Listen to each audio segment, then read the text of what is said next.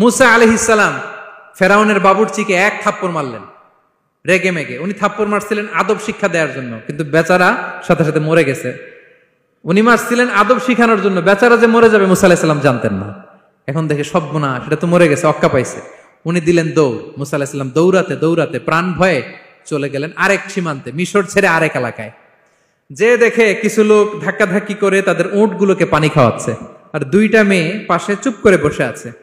উনি বুঝতে পারলেন মেয়েগুলো এই ইয়াং ছেলেদের সাথে ধাক্কাধাক্কি করে টিকতে পারবে না। উনি এগিয়ে গেলেন, বললেন তোমরা পানি খাওয়াবো ওটদেরকে? হ্যাঁ খাওয়াবো, আসো। উনি ওটগুলো নিয়ে সবাইকে সরিয়ে পানি খাইয়ে দিলেন, মেয়েরা চলে গেল।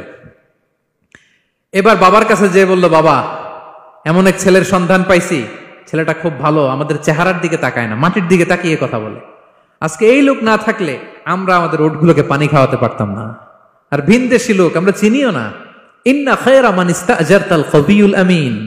বাবা কাজ করেন, আমাদের তো রাখাল লাগবে, আমাদের দেখভাল করার জন্য তো একজন সুপারভাইজার দরকার, এই ছেলেকে আপনি কাজে রেখে দেন। সুবহানাল্লাহ পড়বেন না? বাবা বললো যাও নিয়ে আস। মেয়ে দুজন যে বললো আব্বার কাছে চলেন, আব্বা আপনার কথা বলবে, আপনার সাথে আলাপ করবে। মুসা আলাইহিস সালাম বললেন ঠিক আছে, তোমরা পেছনে পেছনে যাও, আমি তোমাদের আগে আগে যাই। তোমরা আমাকে বলবা যে ডানে না বায়ে না সামনে। সুবহানাল্লাহ পড়বেন না? কি চরিত্র, কি চরিত্র ছিল যাদের, যাতে করে তাদের দিকে তাকানো না লাগে। মুসা আলাইহিস সালামের নজর যেন তাদের দিকে না পড়ে। মুসা আলাইহিস সালাম বললেন আমি আগে যাই, তোমরা পিছন থেকে বলো ডানে না বায়ে, কোন গলি, কোথায় যাব। আল্লাহু আকবার। তো যাওয়ার পরে মুসা আলাইহিস সালামের সততা, এই বিশ্বস্ততা আর স্ট্রেংথ, শক্তি দেখে ওনাকে কাজে রেখে দিলেন মেয়ে দুটার বাবা। সুবহানাল্লাহ বলেন। আর বললেন এত বছর কাজ করবা, পারিশ্রমিক হচ্ছে কাজ যখন শেষ আমার এক মেয়েরে তোমার কাছে বিয়ে দিয়ে দিব। আল্লাহু আকবার। ওনারও থাকার জায়গা নাই, আশ্রয়ের কোনো বন্দোবস্ত নাই, আল্লাহ ব্যবস্থা করে দিলেন। আলহামদুলিল্লাহ পড়েন। তাহলে বিশ্বস্ত হইতে হবে। বিশ্বস্ত যেই, তার রুজির ব্যবস্থা করে দেয় কে? এই যে মুসা আলাইহিস সালাম ফেরাউনের বাবুর্চিকে থাপ্পড় মেরে চলে গেলেন, পরিচিত কেউ নাই, রিজিকের বন্দোবস্ত নাই, কিন্তু বিশ্বস্ততার কারণে আল্লাহ তাআলা রিজিকের ব্যবস্থা করে দিলেন। আল্লাহ তাআলা প্রত্যেক নবীকে দিয়ে ছাগল চড়িয়েছেন, যাতে করে কিছুদিন পরে নবীরা মানুষ চড়াতে পারে। সুবহানাল্লাহ। আল্লাহ বুঝাতে চাইলেন এখন ছাগল চড়াও, এদের উপর যদি কন্ট্রোল নিতে পারো তাহলে মানব জাতির উপর কন্ট্রোল নিতে পারবো। আল্লাহু আকবার। এজন্য প্রত্যেকটা নবীকে দিয়ে, সহিহ বুখারীর বর্ণনা, মা বাআসাল্লাহু নাবিয়্যান ইল্লা রাআল গানাম। আল্লাহ পৃথিবীতে এমন কোন নবী পাঠায় নাই যেই নবীকে দিয়ে আল্লাহ ছাগল চড়ায় নাই। তো বিষ্ণু সাল্লাল্লাহু আলাইহি ওয়াসাল্লাম ছাগল চড়িয়েছেন, অত্যন্ত সুঠাম দেহী ছিলেন, কর্মঠ ছিলেন। আব্দুর রহমান ইবনে আউফ রাদিয়াল্লাহু তাআলা আনহু 10 জন জান্নাতের, দুনিয়াতে বসে যে 10 জন সাহাবা জান্নাতের সুসংবাদ পেয়েছেন তাদের মধ্যে একজন। আলহামদুলিল্লাহ বলেন। প্রথম 8 জন মক্কায় যারা কালিমা পড়ে মুসলমান হয়েছে তাদের একজন। তার স্ট্যাটাসটাকে জেনে নেন। তো তিনি যখন মক্কা থেকে হিজরত করে মদিনায় গেলেন, মনে রাখবেন মক্কা থেকে যে সাহাবারা বাড়ি ঘর ছেড়ে হিজরত করেছে তাদেরকে বলে মহাজির, মানে হিজরতকারী সাহাবা। আর মদিনাতে যে সমস্ত সাহাবারা তাদেরকে রিসিভ করেছেন তাদেরকে বলে আল আনসার, মানে সাহায্যকারী সাহাবা। তো যারাই হিজরত করে মক্কা থেকে মদিনায় যেত, বিষ্ণু ইসলাম মদিনার কোন সাহাবীর সাথে তার ভাই পাতিয়ে দিতেন, আল মুআখাত, ব্রাদারহুড করে দিতেন, দায়িত্ব দিতেন যে তুমি এই সাহাবীকে দেখবে। তো আব্দুর রহমান ইবনে আউফ রাদিয়াল্লাহু তাআলা আনহু যখন হিজরত করে গেলেন, তার দেখভাল করার জন্য যে সাহাবীর দায়িত্ব পড়ল তার নাম হচ্ছে সাআদ ইবনে রাবিয়া, আনসারী সাহাবী রাদিয়াল্লাহু তাআলা আনহু। বিষ্ণু বললেন সাআদ, আব্দুর রহমান ইবনে আউফ তোমার ভাই, ভাই বানিয়ে দিলেন। কি বানিয়ে দিলেন? তুমি তাকে টেক কেয়ার করবে, সে হবে তোমার মেহমান। সুবহানাল্লাহ। সাআদ ইবনে রাবিয়া রাদিয়াল্লাহু তাআলা আনহু তিনি আব্দুর রহমান ইবনে আউফকে ডেকে নিয়ে গেলেন, ঘরে নিয়ে গেলেন মেহমানকে, এবং বললেন ইয়া সাআদ ইন্নী আকসারুল আনসারি মালান। হে সাআদ তুমি চিন্তা করো না, তুমি মনে করো না যে তোমার ভরণ পোষণ দিতে আমার কষ্ট হবে, আমি মদিনার সবচাইতে বড় বিজনেস ম্যাগনেট, সবচাইতে বড় বিজনেস ম্যাগনেট আমি। No tension, don't worry about it, tension নিও না, আসো তোমার জন্য আমার কি প্রপোজাল শোনো। ফাআকসিমু লাকা নিসফা মালি, আমার যত সম্পদ আছে আমি অর্ধেক তোমার দিয়ে দিব। সুবহানাল্লাহ। এত আসতে আপনার বাড়িতে কেউ মেহমান হলে করতে পারবেন এরকম? আল্লাহ, কেমন প্রেরণার বাতিঘর তারা।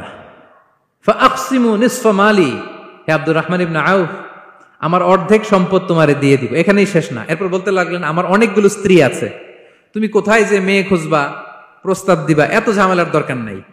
আমার কোন স্ত্রীকে তোমার ভালো লাগে বলো, তার যদি তোমাকে ভালো লাগে তাহলে প্রয়োজনে তাকে আমি ডিভোর্স দিয়ে দিব, তাকে নিয়ে তুমি সুখের সংসার করবা। আল্লাহু আকবার। অর্ধেক সম্পদ দিয়ে দিব।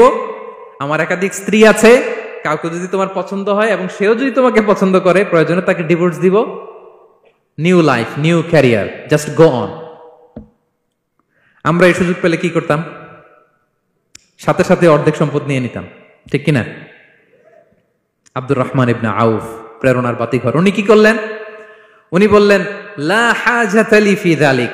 আমার ভাই, তুমি যে বলছো সাদ ইবনে রবি, তুমি যে এত চমৎকার প্রপোজাল দিয়েছো, এতেই আমি খুশি। তোমার কোনো কিছুর আমার দরকার নাই। বারাকাল্লাহু লাকা ফি আহলিকা ওয়া মালিক। আল্লাহ তোমার সম্পদেও বরকত দেখ, আল্লাহ তোমার পরিবারেও বরকত দেখ। তবে একটা কষ্ট করতে হবে, সেটা কি? আব্দুর রহমান ইবনে আউফ বললেন, দুল্লানি ইলা সুক, just show me the way to market. মদিনার বাজারটা কোথায় এটা একটু দেখায় দাও। আমি নতুন মানুষ, পথঘাট চিনি না। দুল্লানি ইলা সুক, just show me the way to market of Medina. মদিনার বাজারটা কোন রাস্তায় একটু দেখায় দাও। আল্লাহু আকবার।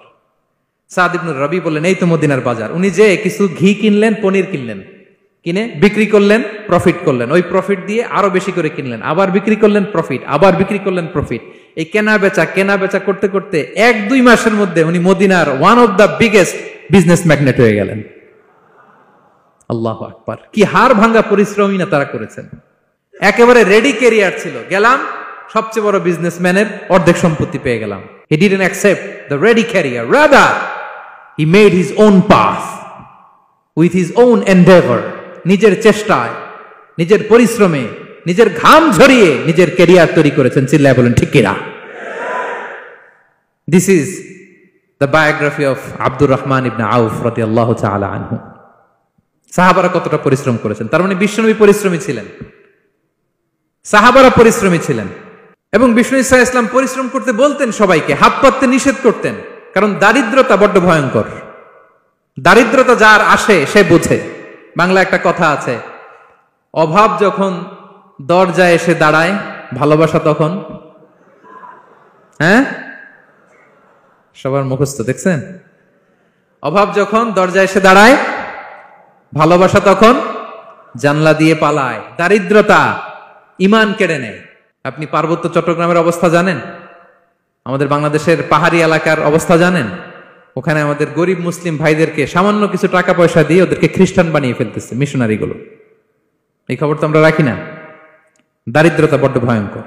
এজন্য বিষ্ণু ইসলাম দারিদ্রতা থেকে আল্লাহর কাছে পানাহ চাইতেন। তিনি বলতেন, আল্লাহুম্মা ইন্নী আউযু বিকা মিনাল ফাকরি ওয়াল কিল্লাতি ওয়াদ-দিল্লাহ। ও আল্লাহ, I seek refuge with you from poverty, from insufficiency and humiliation. ও আল্লাহ, আমি তোমার কাছে দারিদ্রতা থেকে পানাহ চাই। ও আল্লাহ, আমি তোমার কাছে স্বল্পতা থেকে পানাহ চাই। ও আল্লাহ, আমি তোমার কাছে লাঞ্ছনা থেকে পানাহ চাই। পড়েন আমিন। এই দোয়াটা বেশি বেশি পড়বেন। আল্লাহুম্মা ইন্নী আউযু বিকা মিনাল ফাকরি ওয়াল কিল্লাতি ওয়াদ-দিল্লাহ। হে আল্লাহ, আমি দারিদ্রতা থেকে পানাহ চাই। আল্লাহ, স্বল্পতা থেকে পানাহ চাই। আল্লাহ, লাঞ্ছনা থেকে পানাহ চাই। সবাই পড়ুন আমিন। বিষ্ণু ইসলাম যে দোয়াগুলো শিখিয়েছেন, এগুলো হচ্ছে very precise in wording but comprehensive in meaning. শব্দে খুব ছোট, কিন্তু অর্থ মানুষের হৃদয়ে এটার আবেদন অনেক ব্যাপক, অনেক বেশি। আপনি সারাদিন মিলিয়েও দোয়ার মধ্যে এত সুন্দর প্রার্থনা বাক্য তৈরি করতে পারবেন না, কিন্তু বিষ্ণু ইসলাম এক বাক্যে যেটা চেয়েছেন, গোটা দুনিয়াটা এর ভেতরে ঢুকে গিয়েছে। আল্লাহুম্মা ইন্নী আউযু বিকা মিনাল ফাকরি ওয়াল কিল্লাতি ওয়াদ-দিল্লাহ। আল্লাহ, দারিদ্রতা থেকে পানাহ চাই। বিষ্ণু ইসলাম নিজে স্বয়ং দারিদ্রতা থেকে পানাহ চাইতেন।